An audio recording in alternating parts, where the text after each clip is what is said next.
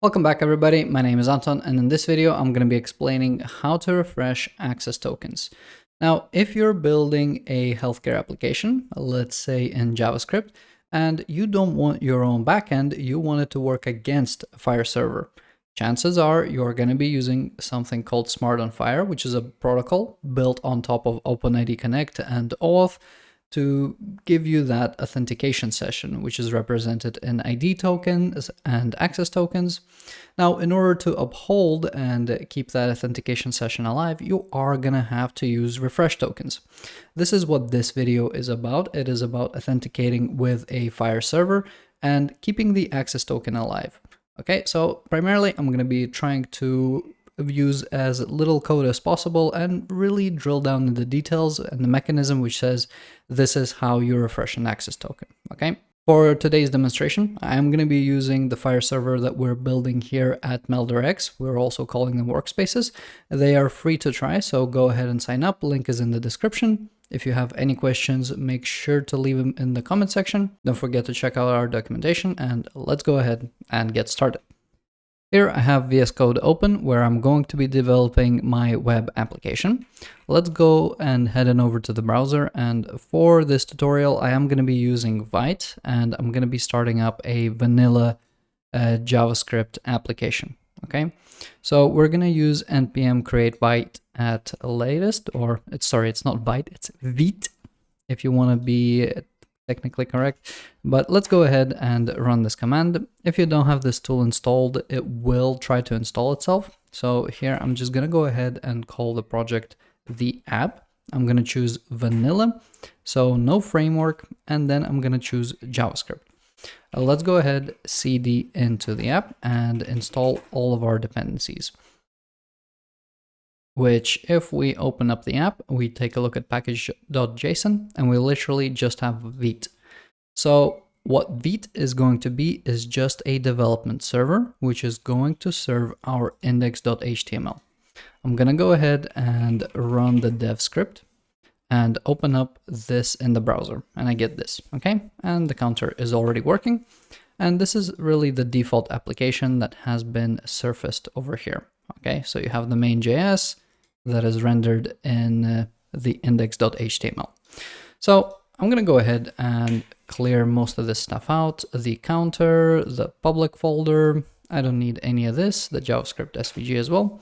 Go ahead and move it to trash. The styles, we are not gonna be using any styles. Head on over back to index.html. I'm gonna remove the ID on the app. I'm gonna keep this main.js. And I will just say hello world. Let's go ahead and make sure that we are just getting a humble hello world over here. And we do. Cool. So here is my JavaScript application. It's not doing anything just yet. And the point of what we're trying to do here is to authenticate with a workspace. So I'm going to go ahead and open up MeldRx. Over here in the workspaces, I'm going to go ahead and create a workspace. I'll say that it's a standalone workspace. I'll say it's for testing purposes. I'm going to get redirected to the patients view, but I basically have a Fire URL available over here. So I'm already ready to create patients, read patients, etc. I'm going to leave this here. I'm going to return to home. I'm going to go to apps. I'm going to register an app. Since this is an app, I want to be able to connect to workspaces. So I need to register this app. Let's register this app. I'm just going to say that it's an app. It's for providers.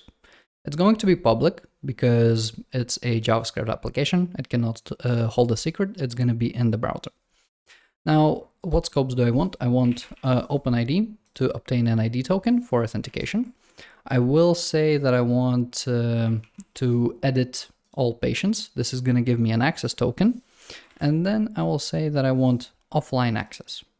The significance of offline access is going to be, I'm going to explain it later, but in summary right now, offline access is the thing that gives you a refresh token or doesn't, okay? Our app is hosted on this URL, so I'm just going to go ahead and copy it, paste it over here, and I'm going to put sign in dash callback on the end, all right? And next steps, I'm not going to add a connected, I'm not going to be adding a linked app. And I'm not going to be adding a workspace since I've just created it as well. Okay, so registered now. Here's our client ID. Now, where do we put this? Now, you don't need to be rebuilding the full authentication protocol yourself. There are libraries available for you. What I'm going to be using is a library that is well known, and it's just OIDC TS or something like that. So if I look for OIDC, there is auth TS, OIDC client TS. Okay, so let me just open that. The link for this and everything else is going to be in the description, so don't forget to check that out. Okay, over here, we basically just want to install it, and the command for that will be npm install OIDC client TS. Let's go ahead, copy that, come back over here, stop the application and paste the command that is going to install the library. And in package.json, you're going to notice here it's installed. Okay. With that, let's go ahead and run our application again, and it's running. Cool.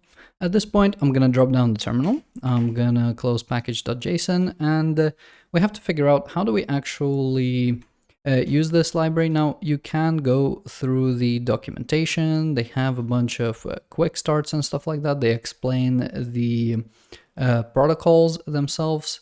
Effectively, we want to trigger this sign-in redirect. And if I go back here and go to the documentation somewhere over here, they're going to be explaining that there is this a user manager object where you have to supply user manager settings, and then you use the many methods on that user manager to orchestrate the authentication flow. Okay, so let's go ahead and try to get this user manager. I'm just going to copy this code over here. I'm going to go back to the code, go to main.js, paste this over here. The user manager, I want to be able to import it. So import user manager, and VS Code is smart enough to realize that I actually want to import it from this package. Okay, and now on the user manager, I will have all of these methods available. Okay, so for example, sign in redirect is what we want to do. Now, if we actually want to trigger this method via a button press, we go ahead and add a button for it. Okay, so let's go ahead and add a button. I'll call it sign in, and I'll give this an identifier. So sign in button. Okay, I'll take this identifier. We're gonna go and do this the good old way without any frameworks. So get element by ID, we supply the identifier, we add an event listener. This is a click event listener, and then you have your event. Okay, we're not actually gonna be using the event. I'll just pop this on the new line here, and I will go ahead and invoke the call here. Okay, coming back to the browser, let's go to Vite app, and let me open up the DevTools. It's going to be very pivotal to understand what is actually happening. Let me make sure I zoom in here. Okay, so currently in the console, we have an error. Maybe that was from the previous session, so let's go ahead and clear that. I'm gonna refresh that, and it looks like we're still getting an error. Cool. If I try to sign in, it looks like the script has failed on line 3 and hasn't actually bound the event. Cool. Let's come back over here. If we would care enough to go through the documentation to take a look at the user manager, we will find out that the user manager accepts user manager settings. So as a first object, right over here, we would then have these type hints to say, okay, you have to supply your client ID, you have to supply your redirect URI, your authority server, so who are you actually authenticating with, and then the scopes that you're requesting, etc. Right? So all of these parameters will be available over here. So let's go ahead and fill them out. We're going to go to where we registered our application. We're going to grab the client identifier, the redirect URI that we have created. So on the app, if I grab this redirect URI, I'm going to place it over here. This is the place where we're going to exchange the code for the token. Okay, coming back over here, I'm just going to grab the URL of the authority and then also grab the scopes. Let me just go ahead, copy them and paste them over here. Okay, with that, let's come back to our application. We'll give it a refresh. No more errors. Let's go ahead and sign in, and we get redirected. Cool. So if we allow access, you will see that we are now on the sign in callback over here. and we have a code.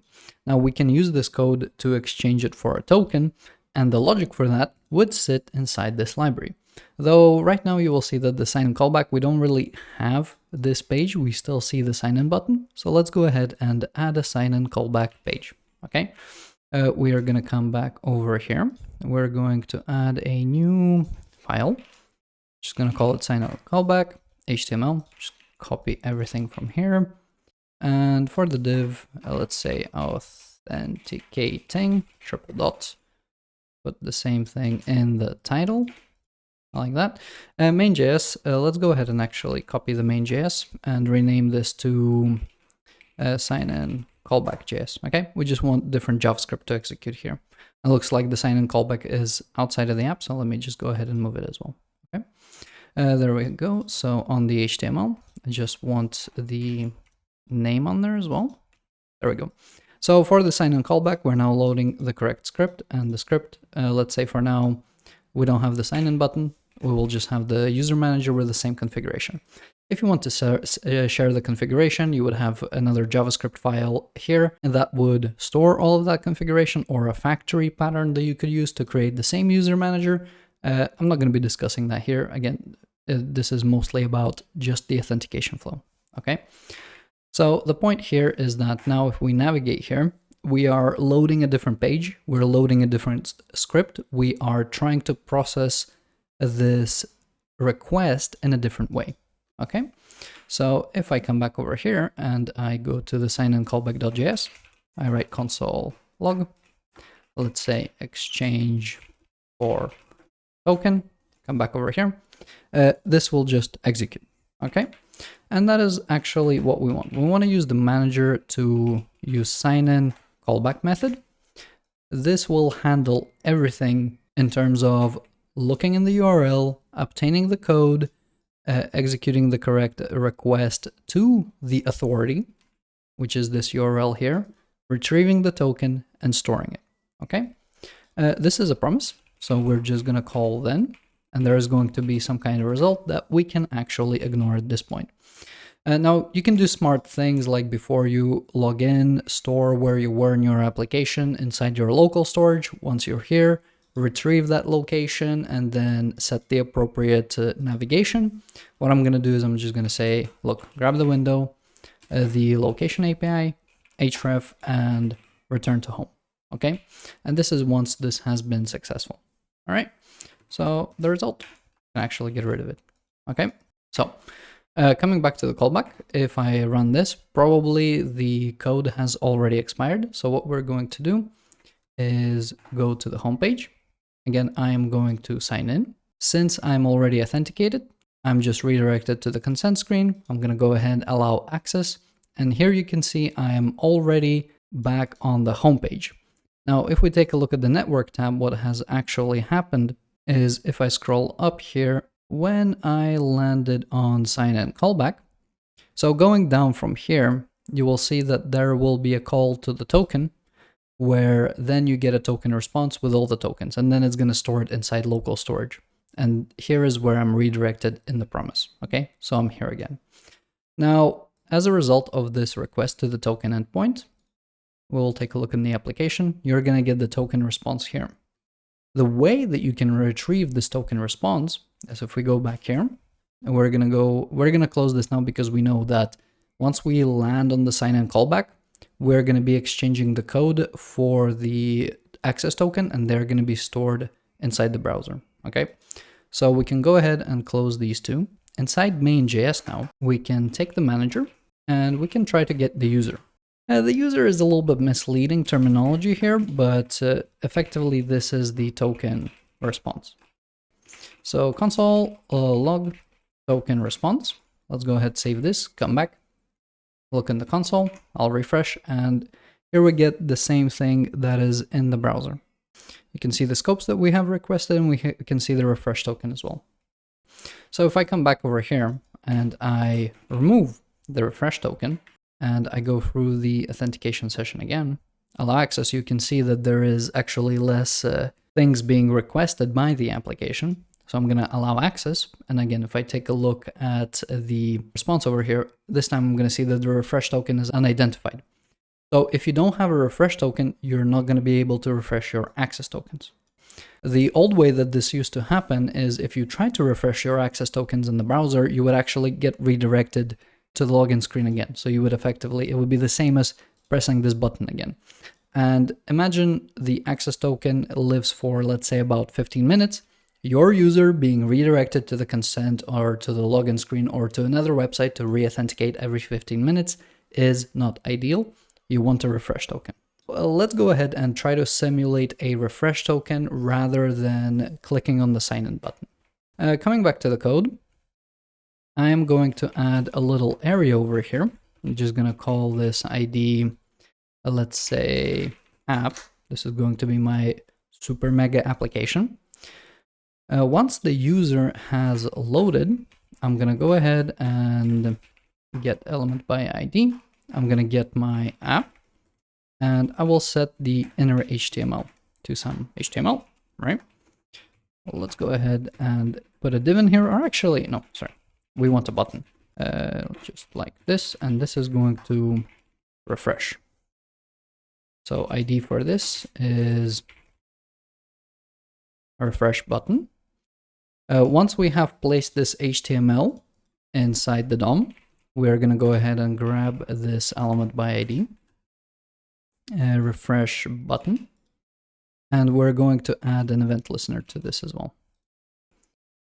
And the way to refresh a token is you call sign in silent. So you don't want the redirection to happen. You want the token to be refreshed in the background. Okay, that's the point. We don't want to interrupt the user's experience.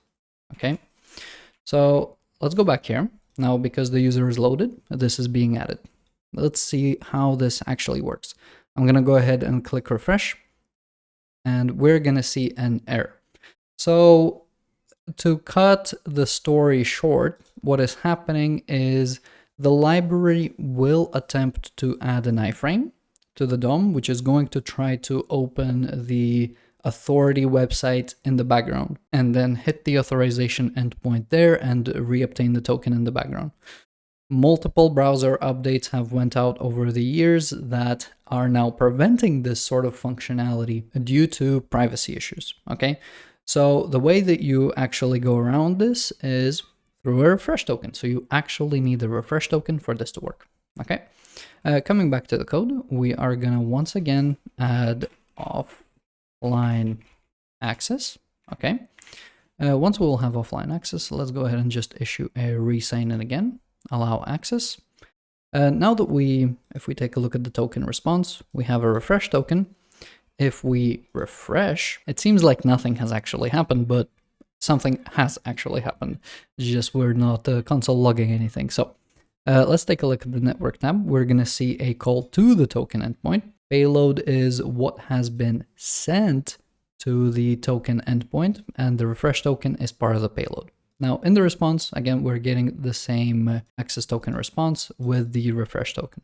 Okay, closing this, coming back. If we just perhaps note the expires at, because we refresh sometimes after, if I say 817 was the ending here, if I refresh the page, this number should update. So remember 817, refresh here, expand this, 825.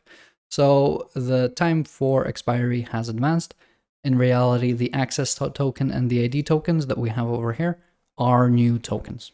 Now that we know the gist of how we refresh a token using a library like OIDC client TS, we can take this conversation a little bit further to say, how do the tokens refresh with a linked workspace? Okay, so first of all, let's go ahead and take a look at this. When we are in main.js, we will say extra query parameters. We're saying set the audience parameter to the same as the workspace. So if we come back over here, workspaces, this standalone workspace that I have created over here, let's go ahead and put it here. So we are effectively requesting access to this workspace. We're not just authenticating. We want to be able to read and write patients within this workspace. Okay, just going to copy this section and put it in the sign in callback. just so that there are no differences. Close it, come back to the application. Let's go ahead and re-sign in, allow access, and there we go. So not much has changed in the response, but now the backend, the server that we have over here, has placed the relevant information in the access token to grant it access to the following workspace. Now, MeldRx Workspaces can be connected to other workspaces. So let's say you can connect it with an Epic workspace. When you're connecting it with an Epic workspace, when you're setting up your application, so for example, this same application, we want to say that it can work with Epic. You would add your credentials to the application. So you would supply your client ID that you have registered with Epic, and we would initiate the authentication flow in the background. So the same way that we're initiating the authentication flow here, we would obtain the tokens on your behalf. Now, when you are in the context of a linked workspace and your application is connected to a linked workspace, when you refresh a token, at the same time, we make a call to the external Fire server and we refresh that token for you as well. The tokens that we deal out for externally connected Fire servers, so if I go to workspaces and whenever I create a linked workspace, the tokens that we deal out, the access and ID tokens, last for as long as the external ones. So once the tokens that we have given you have expired, that means the tokens that Epic or Cerner have given to us on your behalf have expired as well. However, we still retain the refresh tokens that they have given. So if you decide to refresh your token with us, we also refresh the linked token with the external provider. And this will be it for this video. Thank you very much for watching. Hopefully you understand better now how refreshing access tokens work and how it works in the context of MeldRx and Fire servers in general. Don't forget, MeldRx is free to try, and all of the links to all of the websites, including the source code, is going to be in the description. Don't forget to check it out. If you're stuck with anything, you can always reach out to us via support or on the Discord server. Again, thank you for watching and have a good day.